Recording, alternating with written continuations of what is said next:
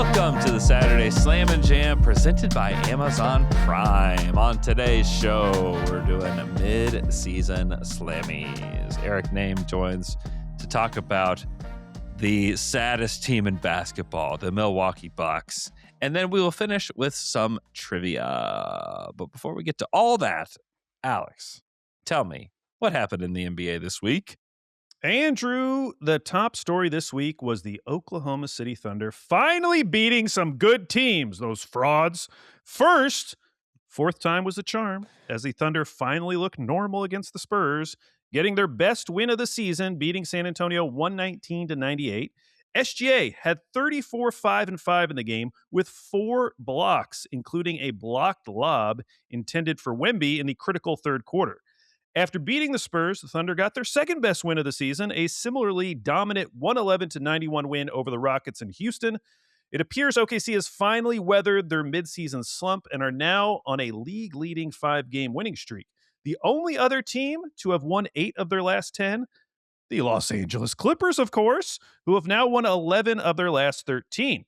The Clippers are now tied in the standings with the Memphis Grizzlies, who sit in the 10th spot, and who this week traveled to Berlin for the first ever regular season NBA game in Germany.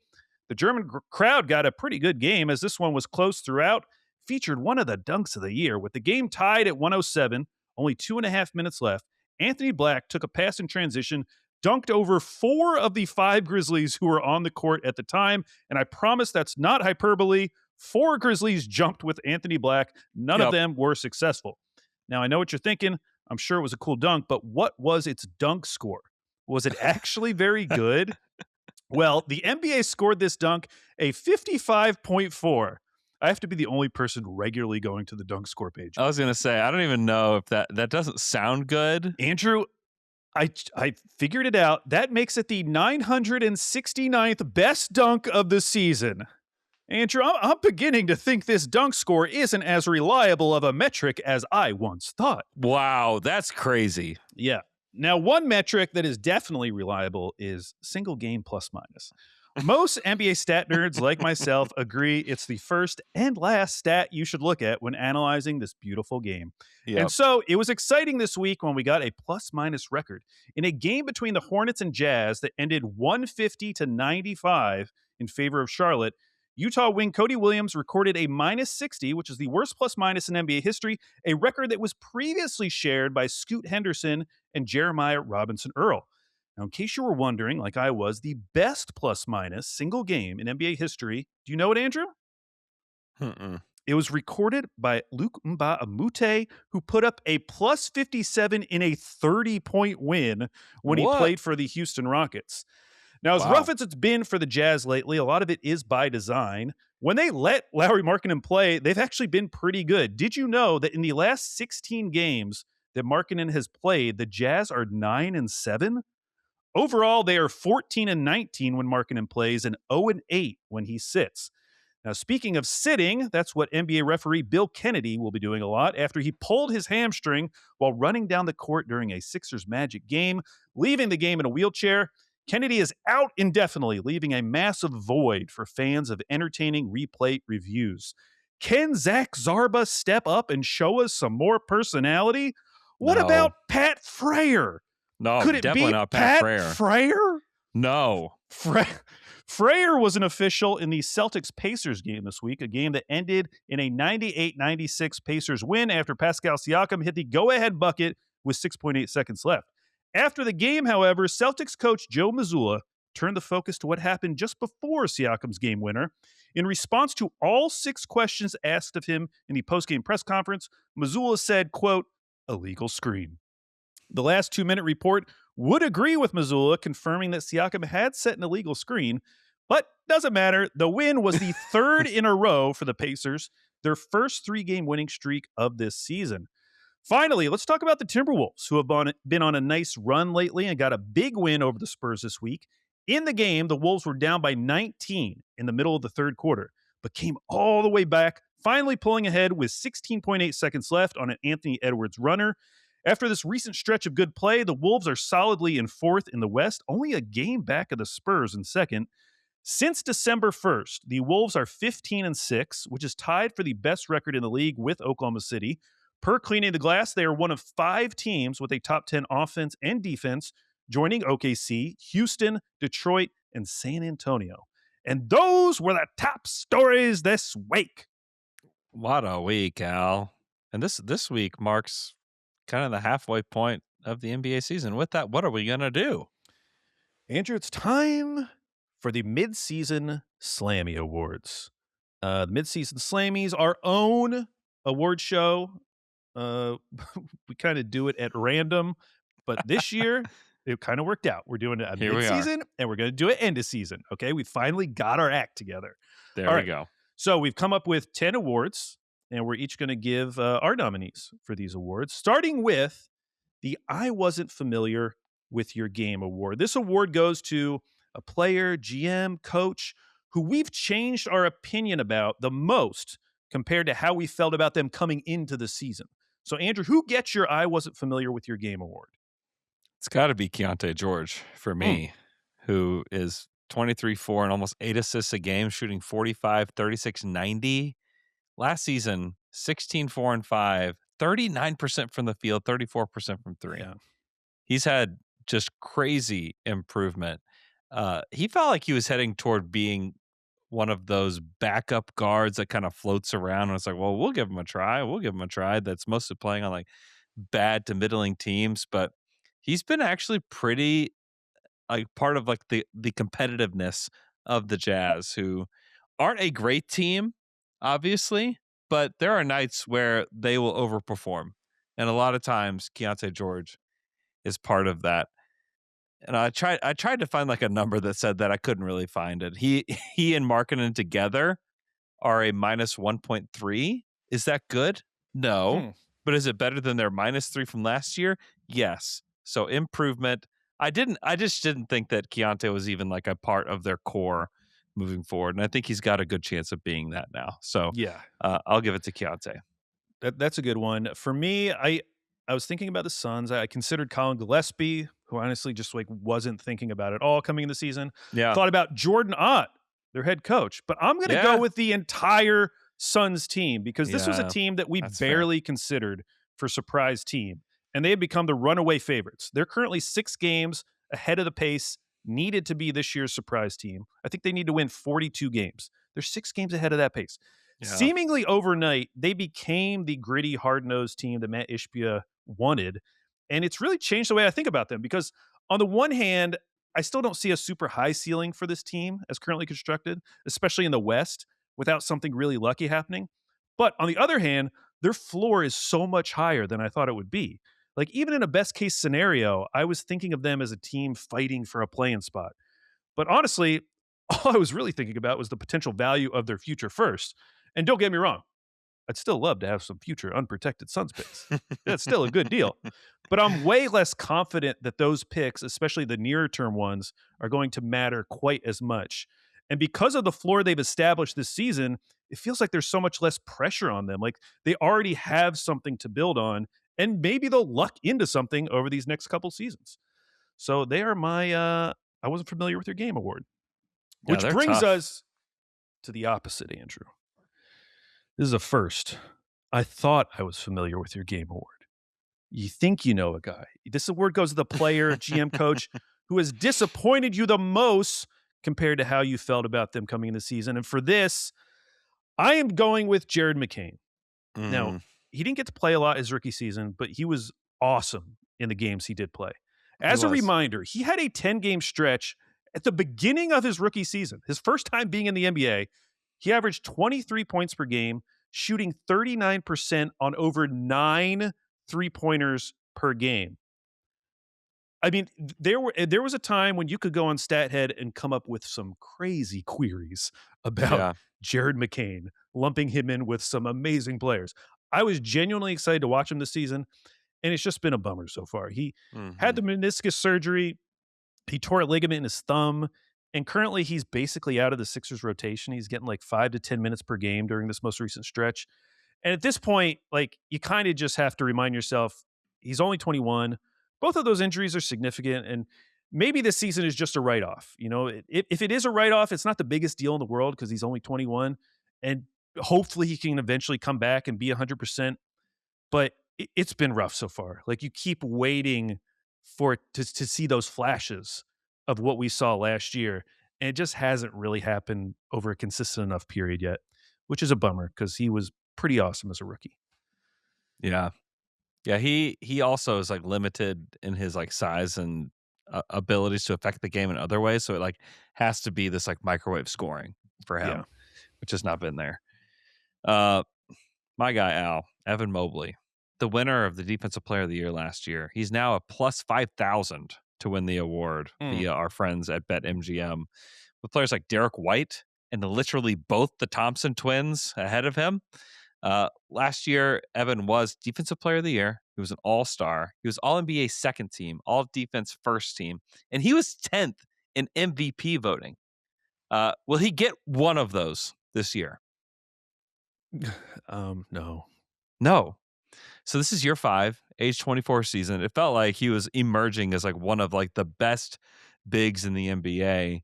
But he's regressed in almost every way this year, maybe except for passing. I think he's maybe a little bit better passer than he was last year. But his efficiency is much worse. His defensive impact has really just not been felt like it was last year. The Cavs are a plus 7.5 with him on the court, which is good. Uh, but like a lot of it is like the Cavs bench has been absolutely brutal. With Donovan on and Mobley off, the Cavs are a plus 9.3. With both of them on, they're a plus 6.6. And with Mobley on and Donovan off, they're a plus 2.5, which is not awful, but I just expected a lot more from Evan Mobley. I think that people thought there would be this like offensive leap for him, that he could be somebody that could carry this Cavs team a little bit when Donovan was off the court. But that has not been the case. So I'll go with Evan Mobley for this one. Yeah, that's a good one. I mean, and to be clear, like choosing a guy like him, it's like we just had such a high bar for him. Like we really Yeah. like him as a player, and so you Yeah. establish this high bar in your head, and you just want him to meet that, and it just hasn't quite been that. Like if you wanted to spin it, you could say, well, he's averaging career high in blocks, career high Sure. in assists, which you brought up. But and part of it is the fact that he's regressed as a shooter. Last year he shot 37% on the over 3 attempts per game, and now he's down to 33%, which is more kind of what we thought he was going to look like as a shooter. So yeah, it's been a little disappointing. I'll come back to those Cavs though. I think there Okay. might still be something there. Okay. But that brings us to our next award. There are no small roles award. This award goes to our favorite player averaging fewer than 20 minutes per game. So, Andrew, who is your choice for There Are No Small Roles award? I'm going to go with the other Jalen Williams for the Oklahoma City Thunder, Mm. who has missed some time this season, but every time that he's played for them, he's made an impact. And if you look at like his stats from last year to this year, you'd even say like, oh, he's a much worse shooter than he was last year. And he's over the course of, his entire season has not shot the ball well. But the the defense and the rhythm with which he plays are so helpful to OKC. Uh, the Thunder are a plus 9.8 with J Will on the court. With J Will and Shea sharing the court together this season, according to Cleaning the Glass, they're a plus 25. Mm. And then if you add AJ Mitchell to that trio where you have like these two guys off the bench playing with Shea, they're plus 33 this season. And so just having another guy on the Thunder that can provide just a rhythm to what they're doing, he provides a toughness, and he's just one of their like ultimate vibes guys for the team. I'm gonna go with Jay Will. I think it's a great selection. I think what's encouraging is that they have been so impactful in his minutes. They've been so good in his minutes, despite his three ball not being there. Because Yeah, post All-Star break, he shot something like 45% from yeah, three. it He was was nuts. so hot. Yeah, And you just wondered, like, okay, is his impact right now, like, are these impact metrics really just coming from the fact that he's shooting so crazy from three?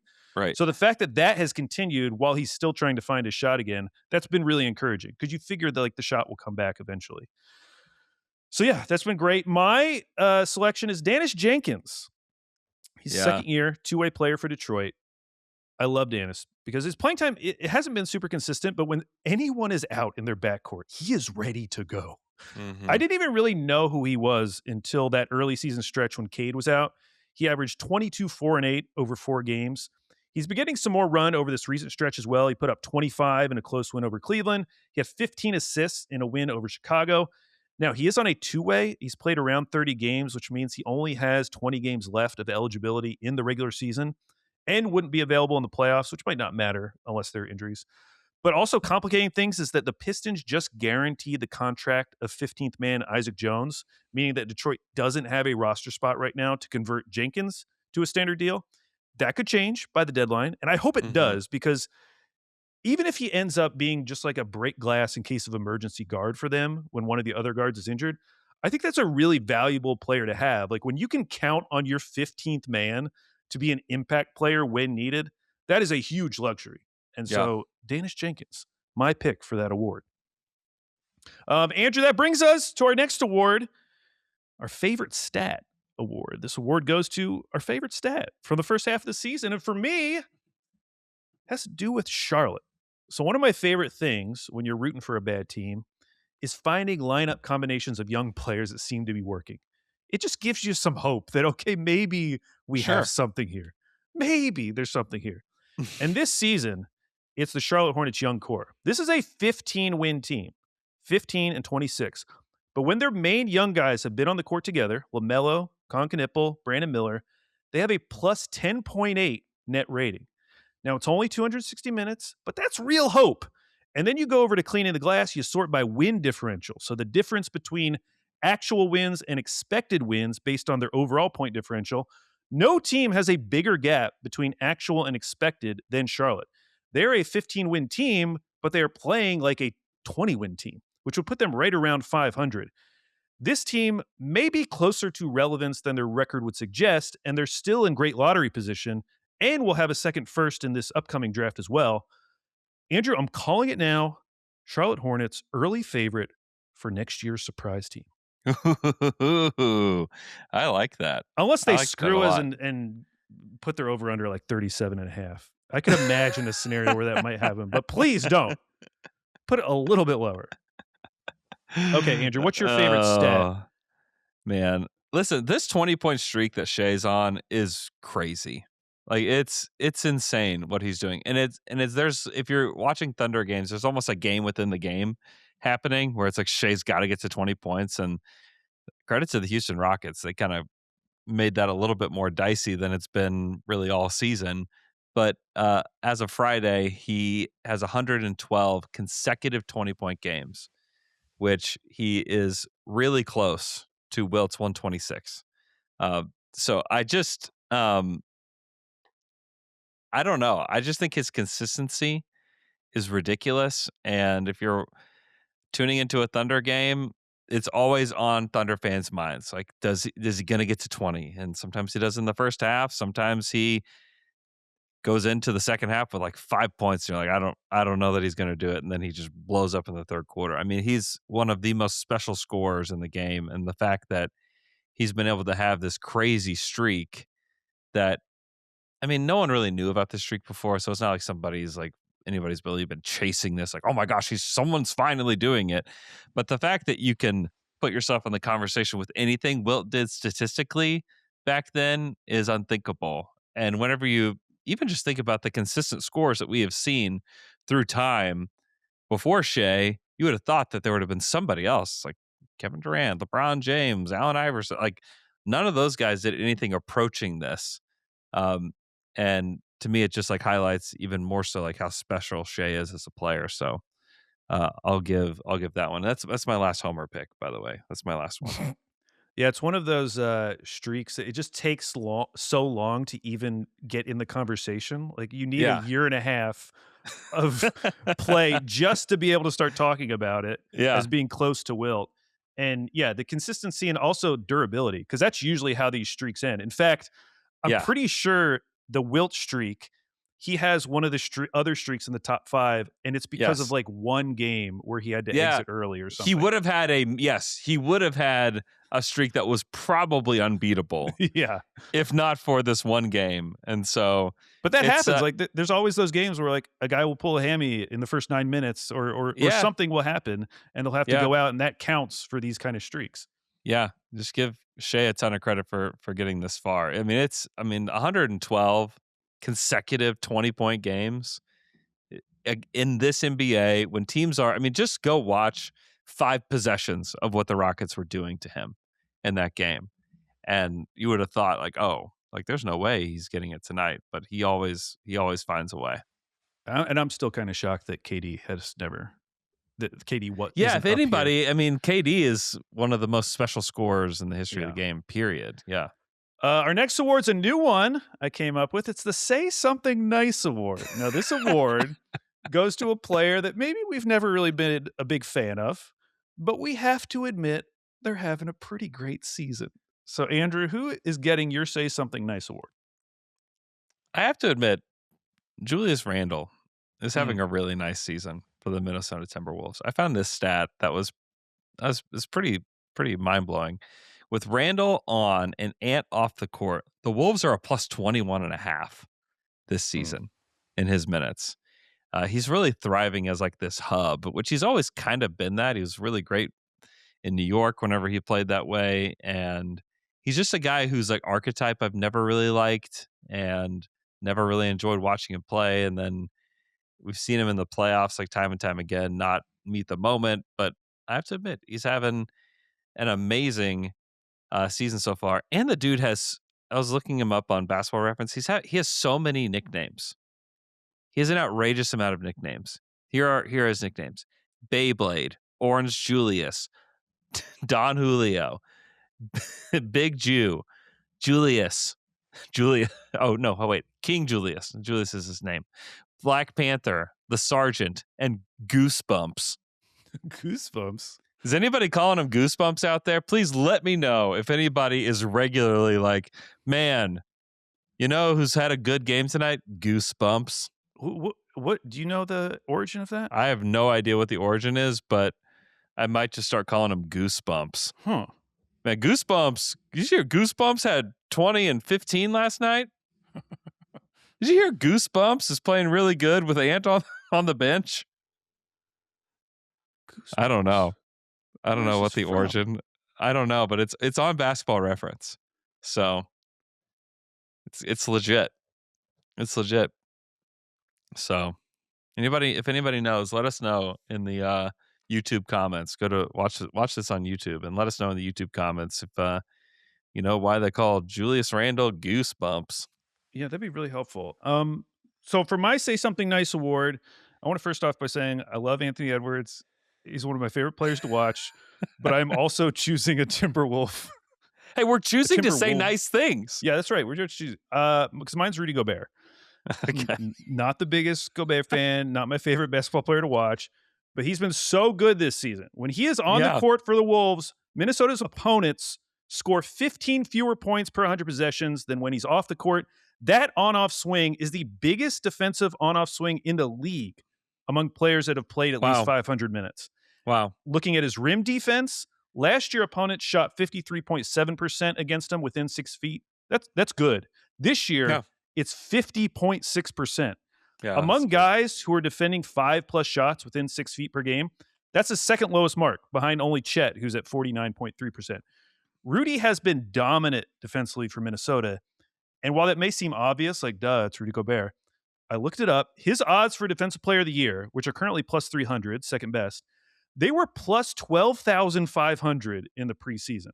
I would say that's at least somewhat of an indication that he's been better defensively than expected and just better overall this season than expected, even if we all knew he was great defensively. So that's my nice thing to say about Rudy Gobert. Shout out Rudy Gobert. Our next award, Andrew, Anti-League Pass Team of the Year award. This award goes to the team that we have enjoyed watching the least, and I am selecting the Dallas Mavericks.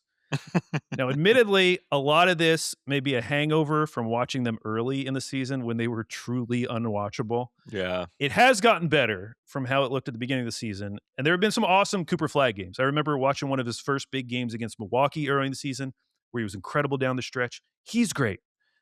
Everything else on this team, I'm just not super interested. That little Ryan Nemhard run got me back in for a few days. Sure. But Yeah. outside of that, I just don't enjoy watching this team. Part of it is that they're usually bricking a ton of threes. I looked it up. They lead the league with most games shooting under 30% from three. They've done it 16 times, so it's basically a coin toss when you tune into the Mavs, whether you're going to see them miss an unhealthy number of threes.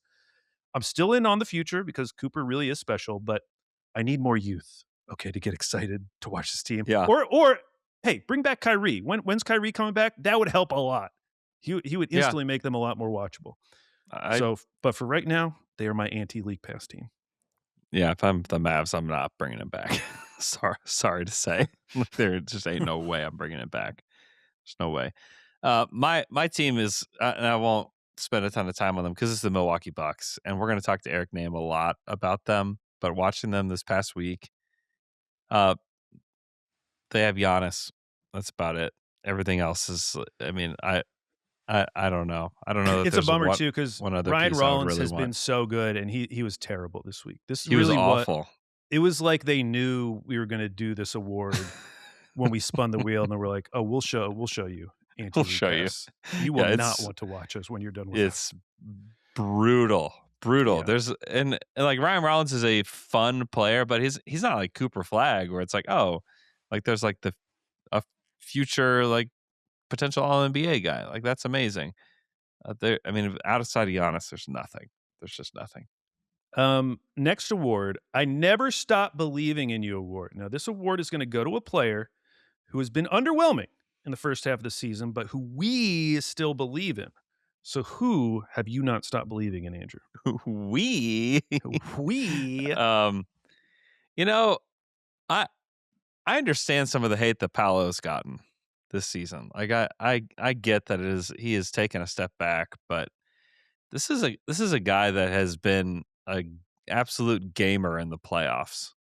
I mean, he's averaged last year in the 5-game series, they're eliminated, but 29, 8, and 4 in those minutes and shot 44% from three. This is a really, really talented scorer. He's still super young. I think he just turned 23. He's obviously giant and super strong and a great scorer. And I just don't know that they have put him in like the best situation yet in Orlando to really thrive. I know some people are just kind of out on Paolo. I think that's nuts. I think this guy is a superstar still, like a guy that is going to be one of the better players of the Eastern Conference as he continues to develop. So I'm still with you, Paolo Banchero and the Orlando Magic. That's nice of you, Andrew. He did shoot 43% on 2-pointers during that series. Okay. My award. Yeah, these don't feel good. These because I chose Jaren Jackson Jr. Like, yeah, it's got to be. It can't be great. Yeah. It's obviously not going great, or we Yeah. wouldn't select him. And I'm not going to pretend that I'm not concerned about Jaren Jackson Jr. But I do think people are overacting just a little bit because I think if Zach Edey was healthy, or if they just had one functional point guard on this roster, I don't think we'd be talking about Triple J in quite the same way that we are. Now, should he be good enough to be consistently impactful when Edey is out? Yeah, he should. He was pretty good in that Germany game.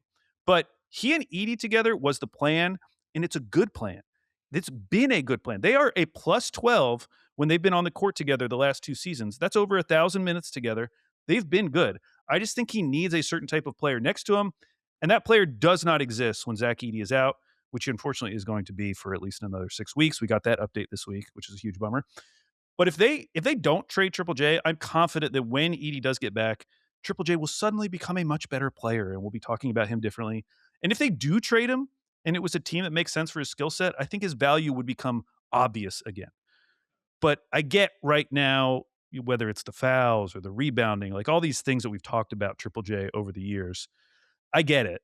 And it's been rough, but this whole Memphis season has been rough. And I'm it's not that I'm willing to write it off, but I just think it's going to look a lot different when they get their full team back together.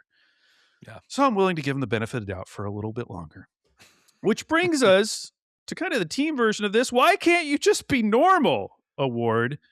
This award goes to the player or team who we have found most confusing in the first half of the season. And for me, it's got to be the Cleveland Cavaliers. Last Yeah. year, I took Cleveland's under, which was the fastest I've been wrong about something. They started 15-0, had an awesome regular season. Then they had that weird playoff run. It was easy to write off because of injuries, but there were also real concerns about how this team would work in the playoffs. Well, coming into this season, I wasn't going to make the same mistake again, Andrew. And so, like a lot of people, I was very high on Cleveland. And similar to the playoffs, I was able to write off a lot of their early season struggles because of injuries. But now it seems like for a lot of people, the vibes are just too off. This has just gone on too long. It's taken them too long to get back on track, resembling anything like last season. You know, the number of people still believing in this team, it's dwindling. And I'm confused because I could see them stumbling the rest of the season like they have been. Maybe Garland's in and out of the lineup like he's been. But I could also see things turning around. In this recent stretch, dating back to December 22nd, where they've gone 8-5, they've had some quality wins. They beat a healthy Spurs team, Phoenix, Minnesota, Philly. Those are some nice wins. Their losses during that stretch are to New York, Houston, Detroit, Minnesota, all good teams, and Utah, which that one does hurt, but it was a marketing game. Okay, marketing games matter. Revenge game. They've had the 6th ranked offense during this stretch. The problem has been defensively, where they've been a middling 16th. But they do have the 5th easiest remaining schedule in the league. I know there's a lot of evidence at this point that I should be out on this team, but I can't give up on them, which is why I'm still confused about the Cavs. What about you, Andrew? Yeah, mine is similar. A team that is only a half game up on the Cavs in the Eastern Conference right now. In an Eastern Conference that's like just begging somebody to be awesome. Like just begging. Like somebody do it. And there's a couple teams that are doing it. One of them that I'll talk about here in a little bit. But the Orlando Magic, who were an incredible defensive team last year, a horrific offensive team. Now they've become a mediocre offensive team. And now they're a mediocre defensive team. It's like, why can't we just keep the mediocre offense and have an awesome defense? Like, can we not do both of those at the same time? Like, what is happening here? I don't get it. This team was supposed to be much better. They acquired Desmond Bane. Anthony Black has been awesome for them this season. They've dealt with injuries. Certainly, that's a piece of the puzzle. But still, like, this is a team that dealt with injuries last year, and they were amazing defensively almost the whole season. So I don't quite get that. I think they were one of the teams that was maybe a dark horse to be a contender in the Eastern Conference, but their inconsistencies on the defensive end have been strange at best, I would say. And so, yeah, that's a team that I just don't quite get, because I like a lot of the pieces that they have, and defensively, I don't know why they haven't been able to keep it together. Another team I was very wrong about. Next award, the Time Traveler from June 2026 award. This is originally it said June 2025, which that wouldn't be much of a time traveler. That wouldn't be very exciting, because this time traveler, who's from the future, they have come back and they're giving you this gift. They only have time to tell you about what happened to one team from now until June. So you get to hear about what happened at the trade deadline. You get to hear about what happened in the playoffs, even the NBA draft. And this award goes to the team we'd pick, and you can't choose the Thunder. Okay. Yeah, I assumed that I forgot to write that in, do but that. You better not do that. Yeah, I assumed that. Who did you pick? You know who I picked? I picked the Boston Celtics. I just think that Boston They were on my short list. They have like something special going on here. And part of me wants to know, like, does Jason Tatum come back? Yeah. And if he does, and he's good at all, like, they could win the East. I do not believe in the Knicks or the Cavs or like the Pistons. Like, maybe the Pistons are the team that we're just ignoring, but they have the same point differential as the Pistons right now. And I know that they are 4.5 games back of the 1 seed, but there is something special about this Boston team with just the way that they have played this year. And maybe they're just a really fun regular season team. That is certainly possible. Is that like that? This is just a regular season story, yada yada. But we kind of thought the same thing about the Pacers last year, and I just think the East is still wide open. I just don't believe in any of these teams that we quote unquote thought were contenders going into the season. I just think that everybody's almost been eliminated from that conversation. And now it's like, okay, who is going to step up? And would it surprise you at all if it was Boston?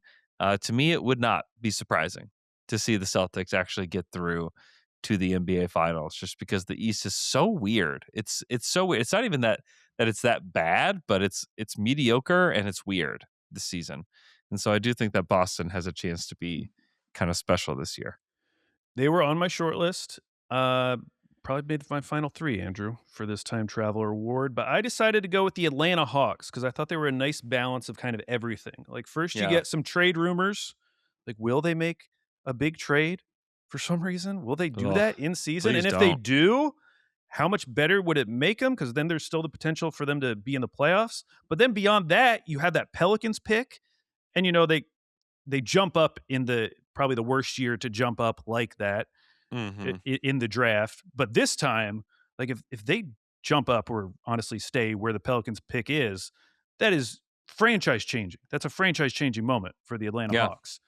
But then there's also the question of their own pick, which is going to the Spurs. And I don't know if you've watched Atlanta in these last couple games, but they look awful, like just getting destroyed. I watched their game against the Blazers. CJ is playing for them now. He's taking a lot of shots, Andrew. He's taken 52 shots through his first three games. But what happens with that pick? Like, what if they don't make a trade? Do they start slipping? And does that pick all of a sudden become a lot more valuable to the Spurs? So I just think there's a lot of questions about this team, and I have no idea how it's going to play out. So I Hmm. would like, the time traveler to give me a little insight there. Which brings us to our final award, which isn't really an award. It's the bold prediction for the second half of the season award. A bold prediction. My bold prediction, Andrew, I mentioned them earlier. I'm still believing the Cleveland Cavaliers will be the 3 seed in the East.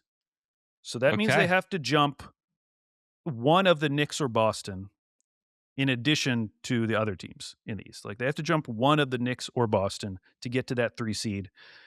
My pitch is that they have the 5th easiest remaining schedule, and in their final 16 games, they play 2 teams who are currently top 6 in their conference. They're gonna be playing a lot of teams that are tanking right at the end of the season. So, I think they have a chance to make a run right there at the end of the season, and we'll be talking completely different about them heading into the playoffs, which will be partly influenced just by this schedule. Yeah. I'm assuming they're going to figure things out somewhat and actually get better by the end of the season, but I think the schedule is gonna help a lot. So I think the Cavs could kind of be where we were talking about them at the beginning of the season. They could kind of get there by the end of the season. So that was my bold prediction. What about you, Andrew? Uh, so this is kind of it's circumstantial, certainly, but the Houston Rockets have not looked very good Mm, as of late. But I kind of still believe in them as a playoff team, like a team that can kind of like grind it out and like just eat offensive rebounds. And you have Kevin Durant, you have Şengün, you have enough. You have like two guys that can create their own shot. I think if they stay in this 6 seed, whoever it is at the 3, San Antonio, Denver, or Minnesota, I think that they're going to upset whoever that team is. I just think that okay. they have an ability um, to just play like grind it out, like very slow basketball. And I still really like the talent that they have on their team. And I think that if they stay one of these lower seeds, I think that they have the ability to upset one of these teams at the top. So Well, that's I my, briefly considered a similar bold prediction for the Rockets because their schedule has been crazy. I yeah, it has. believe the stat is that like through their first 36 games, they tied for the most road games ever for a Wow. team. And so the back half of their schedule should be a lot easier. I mean, overall, I think that their strength of schedule is like 16th, middle of the road, but all those other West teams are top 5 because they're all having to Yeah. play each other. So they're going to Yep. get a lot of home games in the second half of the season. They're going to start to play some easier teams. So who knows? They could make a run as well.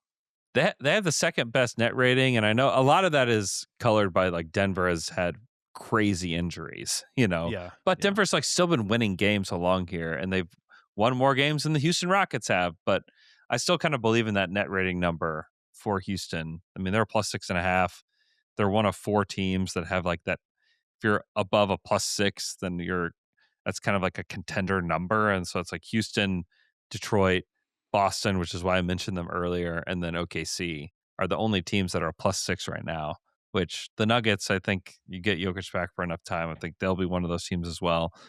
But like those are typically the teams that do the most damage in the playoffs. So still a believer in Houston despite this kind of rough patch for them.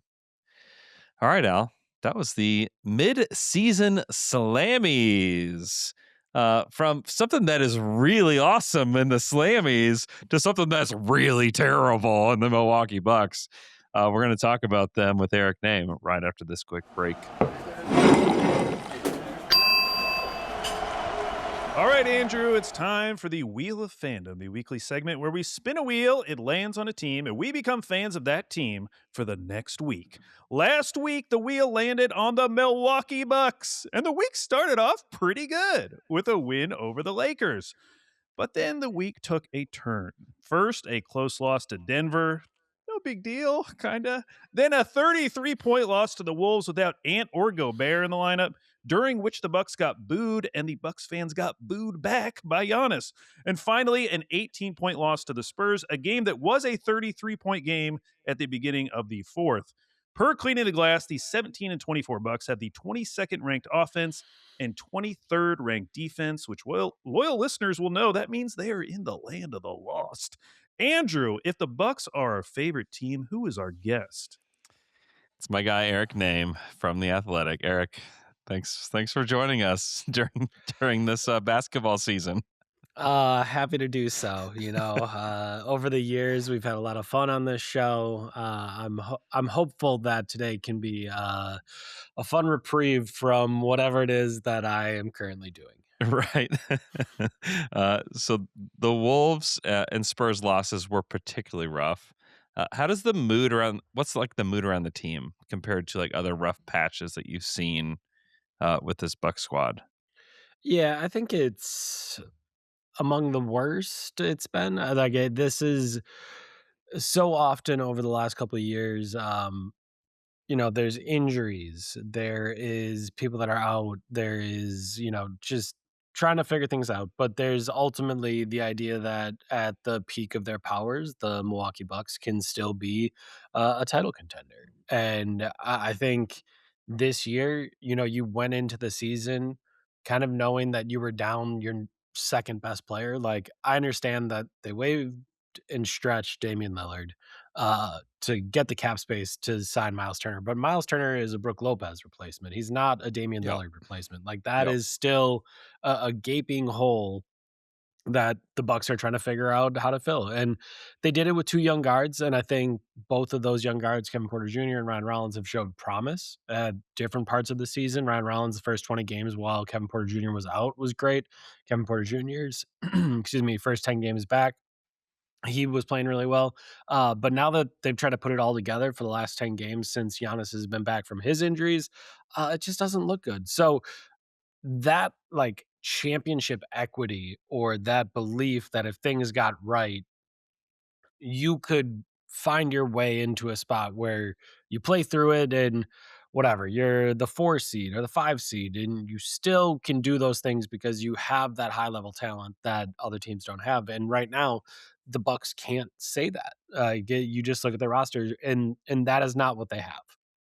They have Giannis, and I do think, Miles Turner has largely done what people thought he was gonna do. Like, he's not a second star. He's, just a stretch big that protects the rim. And he can do those things, and he's a great fit with Giannis.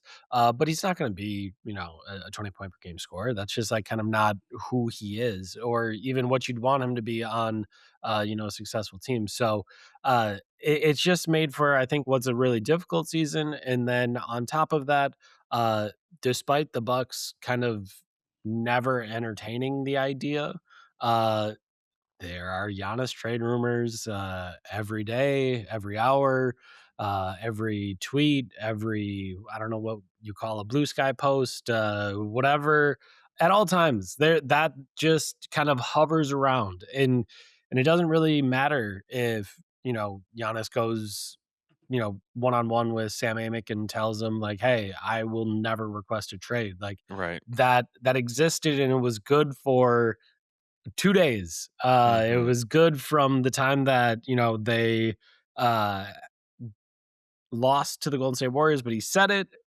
They beat the Lakers, and then all of a sudden they go to Denver, and just don't show up. And then they have 2 more no-shows, and these losses just kinda pile up, and in the background of all of that is always going to be, no matter if the Bucks don't really have any interest in trading Giannis, and, Giannis is not gonna request a trade, that everything else just is around. It's in the air. It is in the world. It is in the internet. It's just around. And I think that leads to, what I mean, this is year 8 that I've covered the Bucks here at the Athletic. And yeah, this is the toughest year that they've been through. And it's been really hard. You mentioned that stretch since Giannis came back, and it was going pretty well. They were 5-2 before this 3-game skid. And the schedule has looked tougher, but as we've mentioned, the Wolves and Nuggets were both missing a ton of players in these losses. What have been some of the main on-court issues with the team during this 3-game stretch where they're just getting blown out in some of these? Yeah, I think the young guards are going through true growing pains. You know, Ryan Rollins still deserves to be in the most improved player conversation. I think what he's done from last year to this year, he's been spectacular. But when Kevin Porter Jr. came back, Kevin Porter Jr. went right back to starting at point guard. And at first, they brought Ryan Rollins off the bench, and then they decided to play them both together.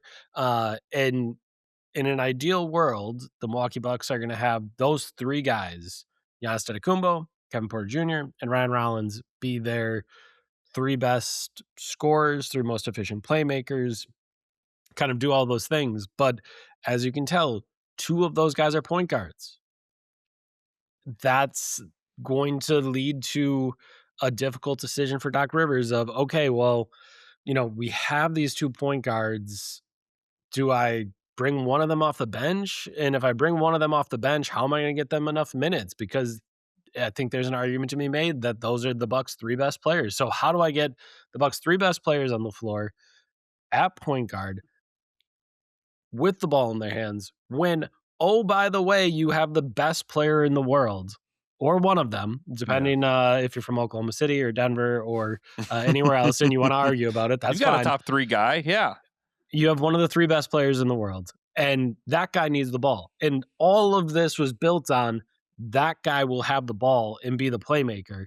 And to me, these last 3 games have been the kind of all of that coming to a head where all 3 of those guys are trying to figure out, like, Giannis is on this minutes limit as he comes back from his injury, and he's trying to explain, like, I need the ball. Like, I'm the one that's going to create everything. I am the heliocentric piece to all of this. And that's true. And they are better when he does get to do that.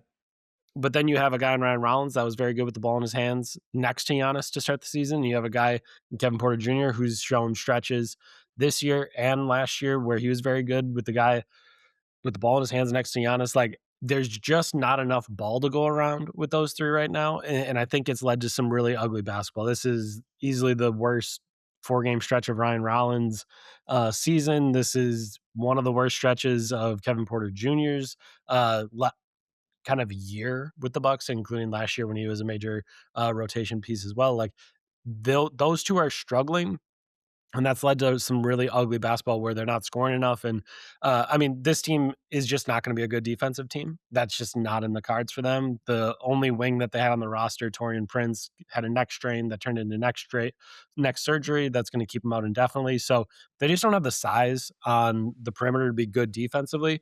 So they need to be able to score. And when you're trying to figure out how to do all of this with 2 point guards, both of them under the age of 25, and one of the best players in the world, it's a lot. And I think it's all kind of come to a head over these last, 3, 4 games where it's a struggle. And they don't quite know how to get themselves out of it. They don't quite know when to feed each guy and make sure that they're putting a strong offensive team out on the floor because they've kind of loaded up the starting lineup, which is good. And, you look at the on off, you look at the analytics on the starting lineup. It's great. They're a great offense. They're a great defense. Or they're great offense. They're an okay defense.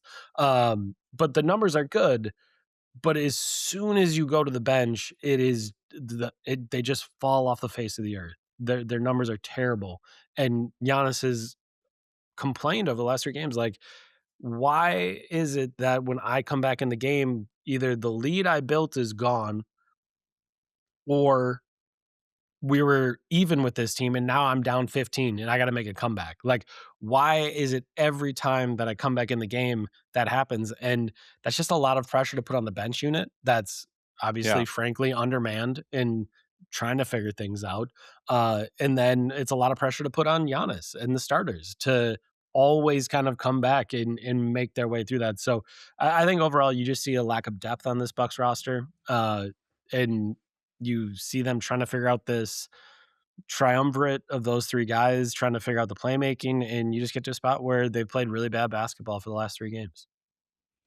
So Bucks fans, as I read and listen to Bucks fans, there's a pretty large group focused on Doc Rivers, who is now 86 and 85 in 3 seasons with the Bucks.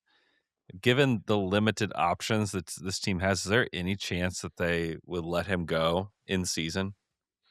Yeah, I mean, there's been really no inklings of the Bucks having any interest in that, to this point. I think in previous seasons, we've seen multiple games that I would call, quote, unquote, "fireable offenses." Like, you can't go to Brooklyn and lose by 45 points to the Brooklyn Nets. You can't. Yeah, That's not acceptable. It's not a thing that you're allowed to do if you have any, any inkling, any desire to be a serious basketball team. That's not something you can do.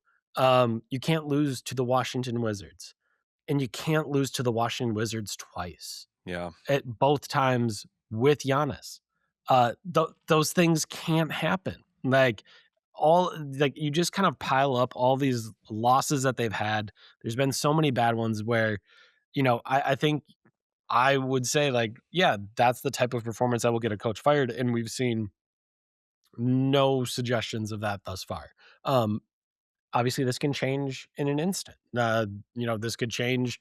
I could get a phone call, and all of a sudden, ownership and John Horst have decided that this is what they want to do, and there's a new path going forward. But to this point, that has not been the case. Doc Rivers has been the guy that's kind of leading the Bucks through this, and they're trying to figure that out. So I think any of the ire being placed towards Doc Rivers, I think it's totally fair. I don't think it's been a very good performance. You look at the ways that teams on the margins have gone out of their way to win that battle, to win the possession battle, to find extra possessions, to give an undermanned team a chance. And the Bucks have largely punted on many of those. Their foul rate is terrible defensively. It's been bad the whole season. They put teams on the free throw line a lot. That was a problem after the game last night here in San Antonio. Doc Rivers talked about how many free throws they gave up in the first half. Um, they have punted on offensive rebounding the entire season. That and that is a Doc Rivers staple, yeah, and that's fine. Um, but it is only exacerbated in an NBA that has put more emphasis on offensive rebounding, covered by our colleague Fred Katz earlier yeah. this season in a fantastic feature. Like, the whole league wants to offense rebound now. And not only are you bad at it, you don't have any interest in it. You've punted Mhm. on it in a way that teams in the NBA just don't do anymore. And there's just so many of those kind of strategic, tactical decisions that I think are worthy of significant questioning and trying to figure out like what exactly is the goal here? What is the identity supposed to be other than big fella, you're pretty good at basketball. Can you win the game? Like, can you go do that? Help us, Go big fella. like go do that basketball, Giannis. Thank you. And again, that's like a good strategy. To be clear, like he is very good at He's basketball and good. he can do a lot, but the just not winning on the margins in really any other way. And I think putting tactics together that would allow for taking advantage of those margins has been a real problem this year. So the trade deadline only a few weeks away, and depending on the day of the week, we're either talking about Giannis trades or trades the Bucks could make to upgrade this roster around Giannis. How aggressive are you expecting the Bucks to be at the deadline? Do you think that their future first and swap are in play, or or do you think they're more likely to play this out and wait till the summer when they would have more pick equity? Yeah, I mean, I think you look at the last 2 transaction cycles, the Bucks were aggressive. That is true. Um, but in the move for Kyle Kuzma, they held on to that future first round pick. Uh, One of the things that I wrote about when they made the Miles Turner decision was, yes, they have put $22.5 million on their books for the next 5 years, but they did not touch their first round pick. Like there could have been other ideas out there where you trade an injured Damian Lillard for and your first for a player or whatever it might be, right? Like for some other team to take on the money of Damian Lillard for 1 year and a second year, and they didn't. They decided to waive and stretch Damian Lillard and then create the cap space to go sign Miles Turner. So I think as far as the pick goes, the Bucks aren't going to make a definitive statement about whether or not they're going to move a pick or not move a pick. And honestly, I don't think you could ever do that because you don't know who might be available, right? Like if all of a sudden one of the many young wings that NBA teams around the league are thirsting over becomes available, yeah, maybe the first round pick is then available. But I think when you're looking at um a number of players that teams don't necessarily want on their own rosters anymore. Hmm. I think it's difficult to imagine giving up the only first round pick you still control in 2031 or 2032 for that type of player. Like I just for a player like John Morant, right? Yeah, Like yeah. he's got a lot of money left on his contract. He's got a lot of years left on his contract. He has not been a good basketball player Yeah, over the last year. that's a big Um, deal. Yeah. that's a problem. He's small. He's bad defensively. He's had injury issues and he's had availability issues that stem from off the court things. And all of that is like, that's what you're going to give up this pick that you've held on to for all of this time. Like, it again, maybe the level of desperation gets to such a high, you know, threshold that then all of a sudden that becomes a thing. But it to me, it just seems unlikely that unless this is like a true, like real blue chip type of asset that you don't have significant questions about, that there isn't significant risk about. It just doesn't seem like the Bucks are very interested in moving that pick. They haven't now for over a year. So as far as the pick, that's what I would say. And then as far as aggressiveness, like they need help. They need depth. They don't have enough quality players right now. They could use a wing. They don't have a wing on the roster. It's like it is, I shouldn't say that. There are wings that Doc won't play, but like in their rotation right now, it's guards or bigs. You're either Mhm, guard or you're mhm. big, and you still got to fill minutes on the wing. So that means guys are playing out of position. So that's either AJ Green or Ryan Rollins picking up early fouls, covering a three, or that's Kyle Kuzma attempting to cover threes when he's actually a four and maybe a little bit of a small ball five. So you're just kind of in this spot where the Bucks are going to be looking for things. I think the unfortunate thing for the Bucks is that their biggest asset is how much money they are underneath the luxury tax. Right now, depending on how you do the math, depending on kind of all that, it's about 12 million that they are underneath the luxury tax. So they can take in money from people. Hey, Mhm. you want to salary dump someone? We can help you figure that out. But teams don't make those trades before the deadline.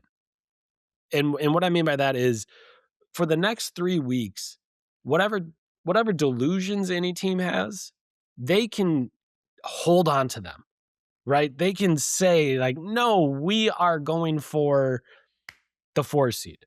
We are going for the 6 seed. We are Mhm. going for the plan." You can do whatever, you can say whatever, but at some point there is a deadline and you have to decide then like, "Okay, well this was fun. We did it for a while, but we're $2 million over the luxury tax and we're in 10th place. Okay, we gotta chop some money. And all right, how can we do that?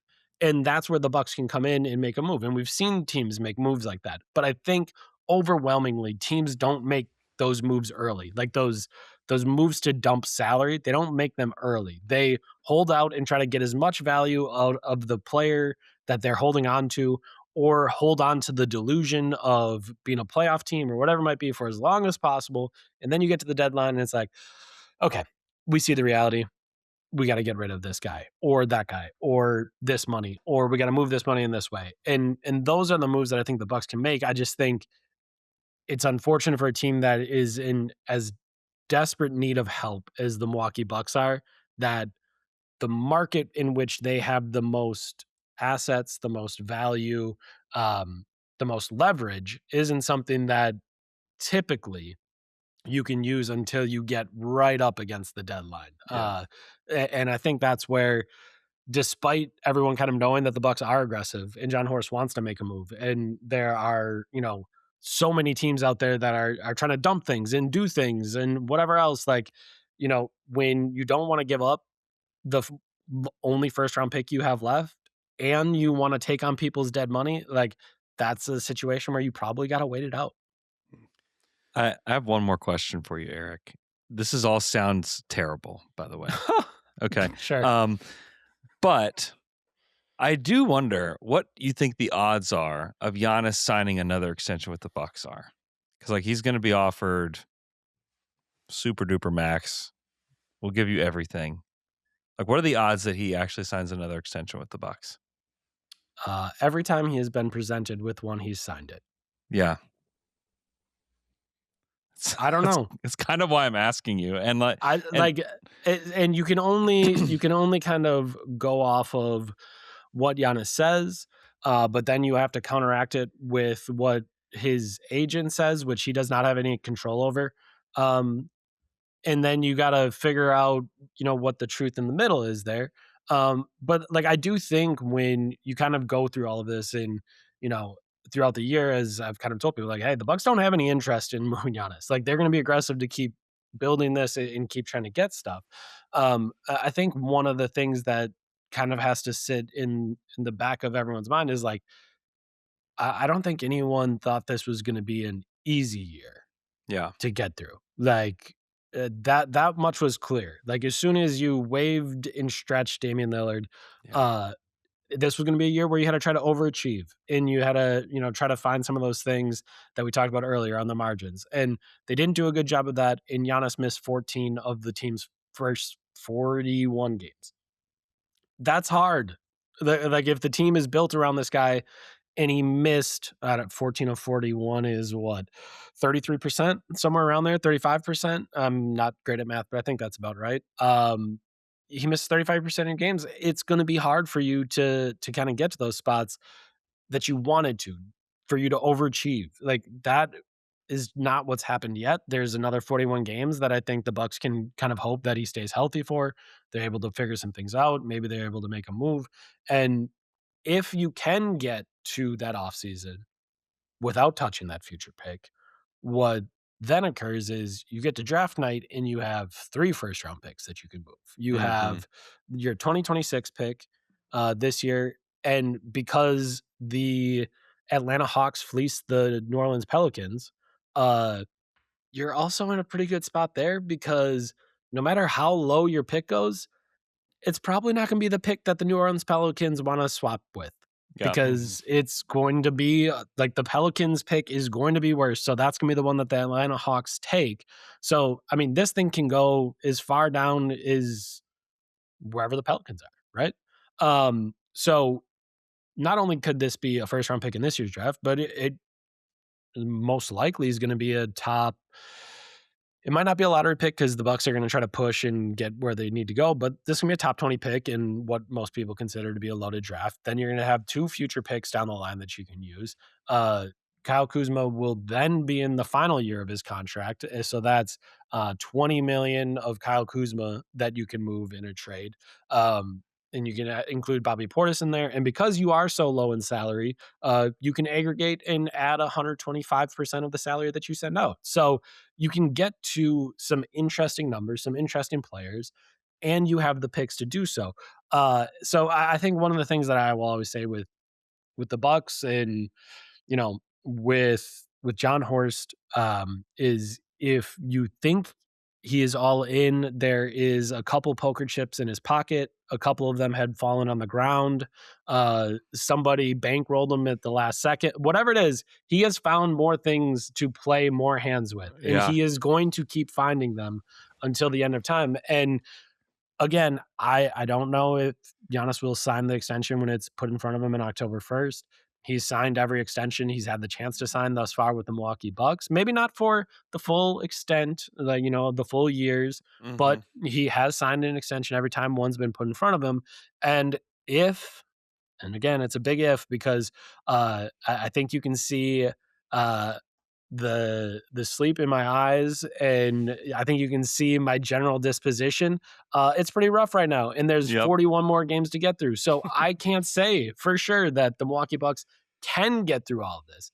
But if you get through all of this and you get to that big move, all of a sudden, maybe Giannis says, "Oh, okay, well, you actually added something that's interesting, and maybe we actually could be good." Um, and also, 8% raises year over year sound better than 5% raises year over year. Yeah. And also, it's pretty apparent that anyone can just demand a trade whenever they want in the Yeah, NBA. that's true. So why don't I take the money and then demand a trade after that? So as far as the odds, I'm not going to put a percentage on it. What I just laid out is what I would say about whether or not he would actually sign it. I think we are months away from October 1st. It's what, January 17th right now. Yeah, that's 9 months away. So I cannot tell you what the Milwaukee Bucks will look like in 9 months. I can't tell you who will be on the roster in 9 months. I can't tell you who will be coaching the Milwaukee Bucks in 9 months. I can't tell you anything about the Milwaukee Bucks in 9 months, but I can tell you that if the Bucks have an opportunity to do so, if Giannis Antetokounmpo is still on the roster, they will offer him that supermax extension and see if he'll turn it down. Well, Eric, thank you for answering all of our Bucks questions. Before we get to Andrew versus the Beat, I wanted to let you know I was at a 3-year-old's birthday party this weekend, talking to a dad from Wisconsin, and he brought you up, said, "That's the guy I trust." He said, "I trust That's him." very sweet. Now, on There we go. the flip side, Eric, I was also at the Blazers Knicks game on Sunday, and Bango was there, and Bango came up to my seat. I also asked him if he knew Eric Nehm, and he did not respond to me. So, Well, see, that's not fair because he can't talk. He can squeak his nose though. So did he honk his nose? I at didn't all see at any you? nose squeaking or honking. That's unfortunate. That hurts. Now, because betrayal. I it thought he could was have my been a guy. fake Bango though, because there were a lot of mascots there. Yeah, I don't know how the mascot. that The works. mascot parties. I have questions about the travel budget. I agree with that. Yeah, That's fair. yeah. I have questions about the integrity of these mascot parties. Oh, Are we really getting the real deal? I mean, for years I recorded what different days we were celebrating Bango's birthday on at the start of my time on the Bucks beat, and I believe in the first 6 years it was 6 different days. my So gosh. the integrity when it comes to mascot birthday parties. Who am I to say? I wasn't there. I haven't seen birth certificates. So I can't actually say, but I do have my questions as well. Now, Eric, you have played Andrew versus the Beat before. I've come up with 8 questions about the Bucks. Some are easy, some are hard. You'll give me a number between 1 and 8, correspond to a question. If you get it right, you'll get at least 2 points. If you get it wrong, Andrew will have a chance to steal for 1, and we'll go back and forth till all the questions have been asked and answered. So to start us off, I just need a number between 1 and 8. Let's go 1. Question number 1. The Bucks had the 22nd ranked offense per cleaning the glass. The last time their offense was ranked that low was the 15-16 season. Who led the 15-16 Bucks in total points scored? Ooh, that's a great question. I think Giannis was averaging like 16-ish, 17-ish points per game that season. I'm trying to decide if anyone would have played in more games and averaged more. I'm gonna say Chris Middleton. Eric, that is correct for 2 points. All right, Andrew, board is yours. Number 2. Question number 2. Kevin Porter Jr. is averaging 7.7 assists per game. There have only been 3 Milwaukee Bucks in history to ever average more than 7.7 assists per game. How many can you name? You could get 3 points here, Andrew. You get 1 point per correct answer.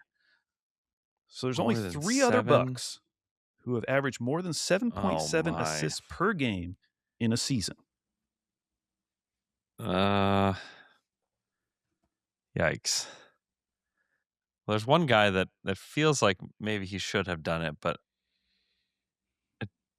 I don't know if he did. Oh my, Al. This is a really hard question because I would gander that Brandon Jennings didn't do it. You'd gander that? I would gander it. He likes shooting more than passing. Who doesn't, though, to be fair? That is fair. What about, this is going to either be good or really dumb. Okay. What about Ramon Sessions? Very close, Andrew, but he was 7.4 or 7.5. I'm sorry, Dang that is it. incorrect. All right, Eric, you have a chance. You could steal 3 points here. That was going to be one of my guesses, so that's unfortunate for me. Let's go with Oscar Robertson. Good start. 1 point. Give me Paul Pressey. Yes. I will give you that. I think his name was Phil, right? Oh, yes, it is. No. Is it not? No, it's Paul. It is Phil. Paul? Okay. Phil is his son. Phil is his son. Or did I flip him? No, Paul Pressey was on the Bucks. Yeah, Okay. Phil's the younger guy. Okay. Yeah, Phil is like an assistant coach in Boston? I don't know, somewhere. I think that's right. Yeah. You got that correct. So you got 2 of 3. Can you get the third one? So it really put Andrew in a hole.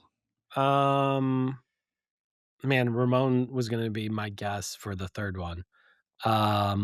Let's go Brian Winters. Brian Winters. That's a name. The correct name, though, was Sam Cassell. He was actually the last one to do it. Oh, wow. Sam Cassell. You have to go all the way back to the 90s. Wow. Okay, Eric. Control the board and control of the game. Up 4-0. Ouch. Let's keep it rolling. 3. Milwaukee is scorching from 3 so far, shooting 39.8% as a team. Let's name the top 10 in three-pointers made in Bucks franchise history. So how this works, Eric, you'll give me a name, then Andrew will give me a name. We'll go back and forth till one of you stumbles. So top 10 franchise history, three-pointers made. I start, right? Yes. Sorry. Chris Middleton. Number 1 on the list. Andrew. Brooke Lopez. Brooke Lopez, number 4 on the list. Back to Eric. Bobby Portis. Bobby Portis, number 8 on the list. Oh my Back to Andrew. He's number 8. Oh man. I mean, just saying, most of these guys, like 3-point revolution, man. Like, Yeah. Oh, I know. You've That seen just almost seems- all these guys play. I know. This just seems crazy. Ray Allen? Ray Allen, number 2 on the list. Back to Eric. Oh my gosh, I can't remember where Giannis is. I think he's in the top 10 now. I'm gonna go Giannis. Giannis is number 6 on the list. Giannis is number 6. Oh my gosh. Michael Redd has to be on this list, right? Michael Redd, number 3 on the list. So Okay. you've got the top 4. Back to Eric. Pat Connaughton. There's number 5. So you've gotten the top 6. These names are just so funny to me. I don't know why this is so funny to me. So there are 3 names remaining. Andrew, what do you got? What about Brandon Jennings? Is he on the list? Brandon Jennings, number 7, which means there's only 2 names remaining, number 9 and number 10. Oh, Franchise history, 3-pointers made. Can Eric get one of those names? Oh man. I am running out. Trying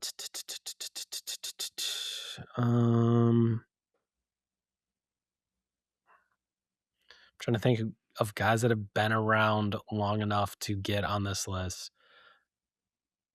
Let's go super high value. Grayson Allen? Grayson Allen is not on the list, which means, Andrew, you get 1 point for all that work. Yes. Any other guesses? Is Ersan Ilyasova on the Hell list? yeah. Ersan is number 9. Nice. And then Glenn Robinson is number 10. Oh. I thought that was a pretty good list of names. I liked that one. That was a fun remember this guy list. for Yes. sure. Wow. Okay, Andrew, you got on the board, and you have control of the board. 4. Per Cleaning the Glass, Giannis leads the Bucks in on-off differential with a plus 21.2. Who is second at plus 14.5? Oh, no.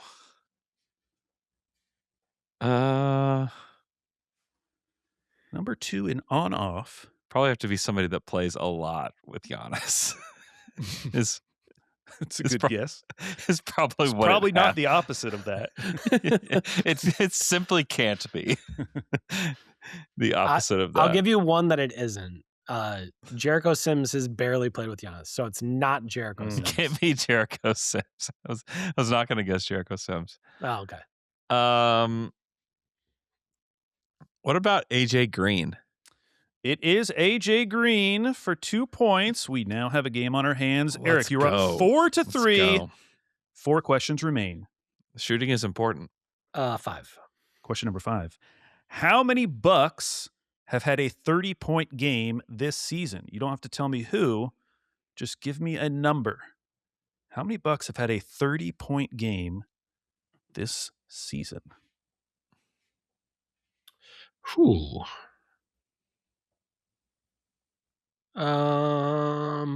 Let's go with 4. Eric, that is correct. It was 4. You Dang. get both points. It was Giannis, KPJ, Ryan Rollins, and Kyle Kuzma had a 30-point game. All right, Andrew. You're now down 5-3. 3 questions remain. 6. Question number 6. Giannis has a free throw attempt rate of .574.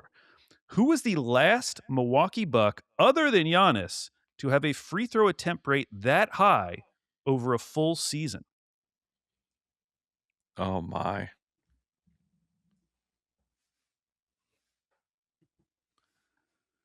And that means that he's taking .57 free throw attempts per field goal attempt, which is pretty high. Per field goal attempt. Goodness. Who's the last Buck to get to the line like that?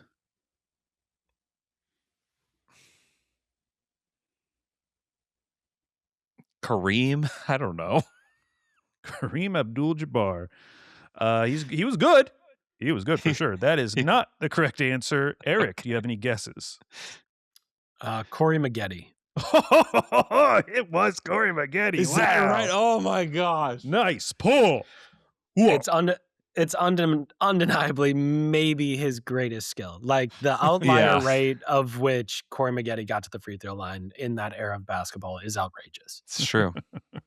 Okay, Eric. Wow, Dang that was big for you. There's 2 questions remaining. Would you like to keep it going with 7? Yeah, let's do it. All right. How many blocks does AJ Green have this season? You get to choose who answers first. You can make Andrew answer first, and then you go higher or lower, or you answer first, and then Andrew would go higher or lower. If you make Andrew guess, though, and he gets it exactly correct, he would get a bonus point. I'll go Okay. 3. Eric is setting the bar at 3 blocks for AJ Green. Andrew, would you like to go higher or lower? 3 is so few. But the way that you asked this question makes me think that it's very small. So I'll say lower.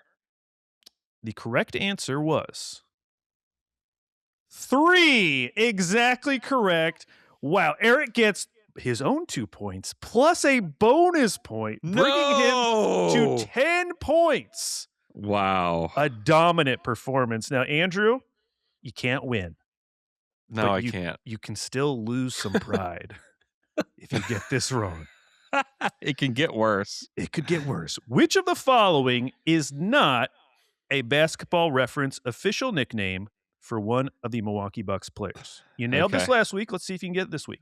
I did. Samurai Miles, Green Giant, Sukuta, G Money, the mayor of Milwaukee. Again, that was Samurai Miles, Green Giant, Sukuta, G Money, or the mayor of Milwaukee.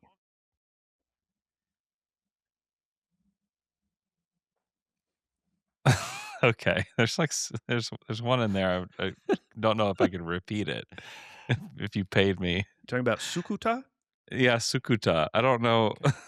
Okay. I don't know who that is.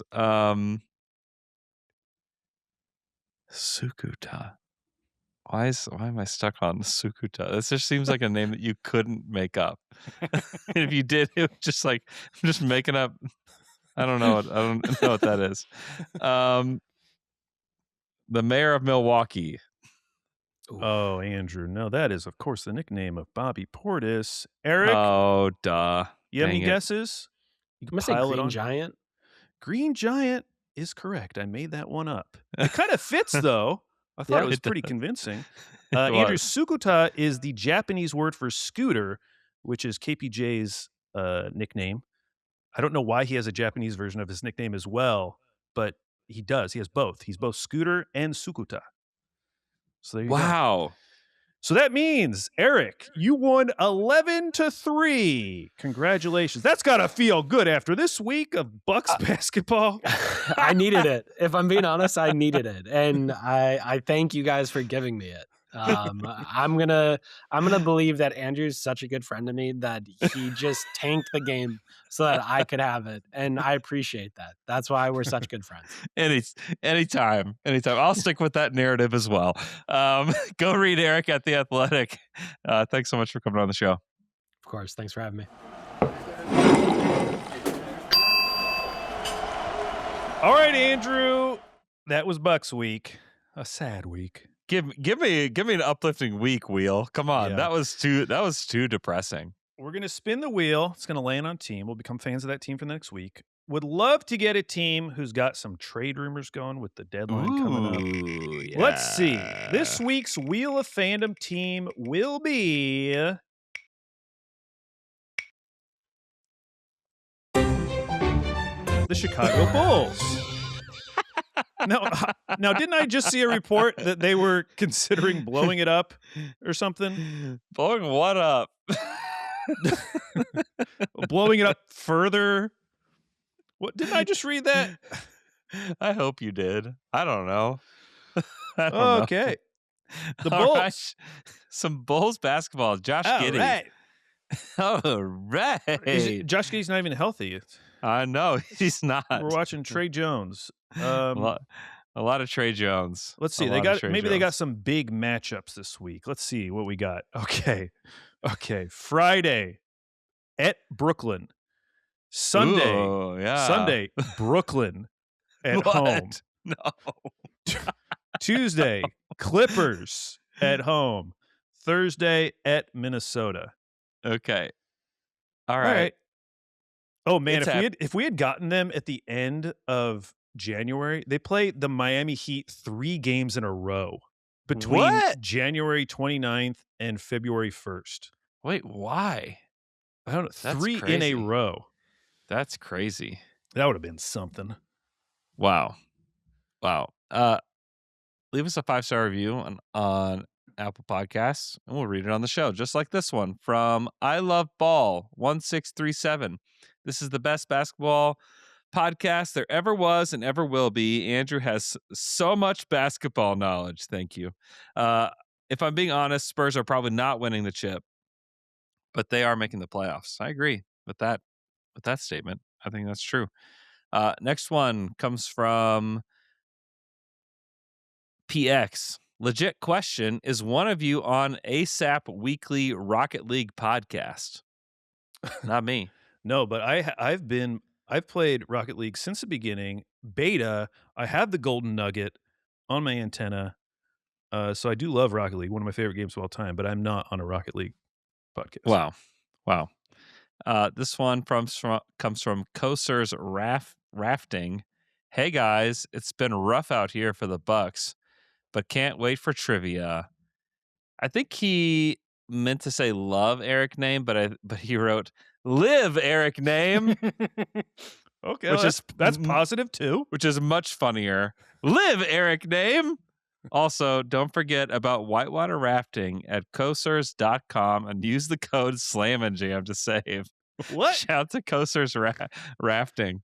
And then we have one from Turb999. Great. Best basketball podcast of all time. Thank you. Wow. So nice. Leave us a 5-star review and we'll read it on the podcast.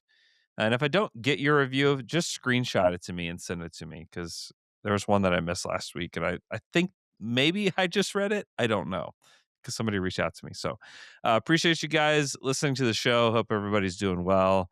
Enjoy the basketball this weekend. We'll talk to you guys again next Saturday.